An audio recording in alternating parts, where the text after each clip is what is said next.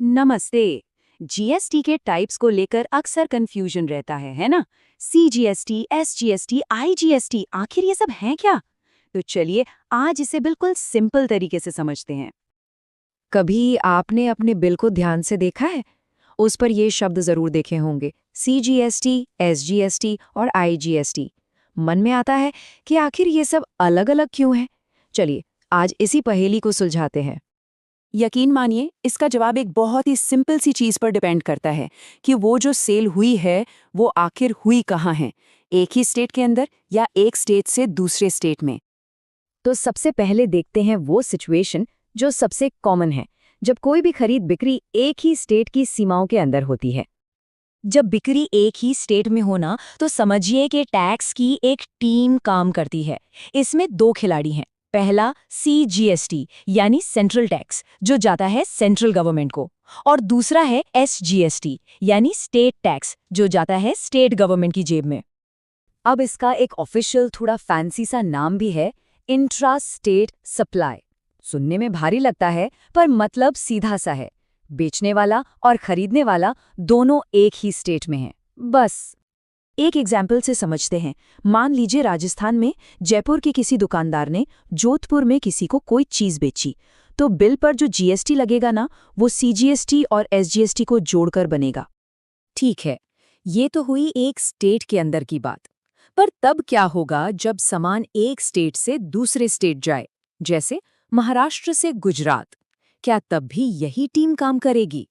तो जब cell states के बीच होती है, मतलब एक स्टेट से दूसरे स्टेट में, तो यहाँ पर रूल्स थोड़े बदल जाते हैं।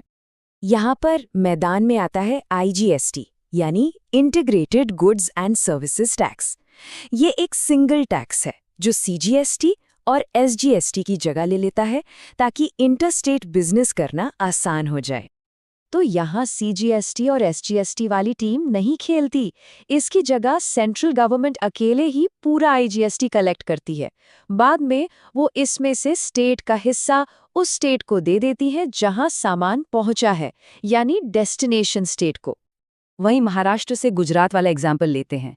अगर कोई सामान महाराष्ट्र से गुजरात भेजा गया, तो बिल पर आपको सीजीएसटी और एसजीएसटी नहीं दिखेगा। सिर्फ और सिर्फ एक ही टैक्स होगा, आईजीएसटी। सिंपल। अब एक स्पेशल केस भी देख लेते हैं, यूनियन टेरिटरीज का।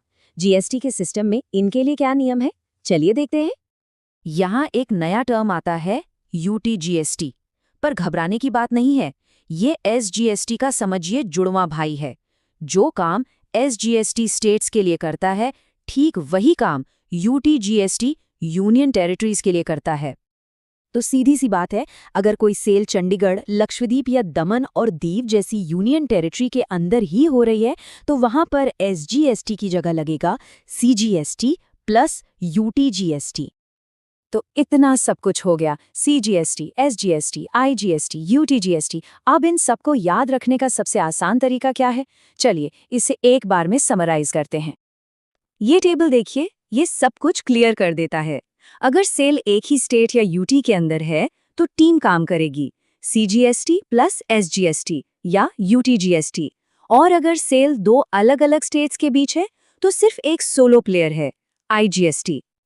तो बस ये एक लाइन याद रख लीजिए, स्टेट के अंदर टीम वर्क, स्टेट्स के बीच सोलो परफॉर्मेंस। बस इतना ही है पूरा खेल, है ना आसान? और आखिर में एक सवाल पर सोचते हैं। भारत जैसी इतनी बड़ी और डाइवर्स इकोनॉमी के लिए टैक्स का ये बंटवारा इतना जरूरी क्यों है? सेंट्रल और स्टेट्स के बीच ये बैलेंस देश की इकोनॉमिक हेल्थ के लिए क्या मायने रखता है? ये अपने आप में एक बहुत इंटरेस्टिंग टॉपिक है।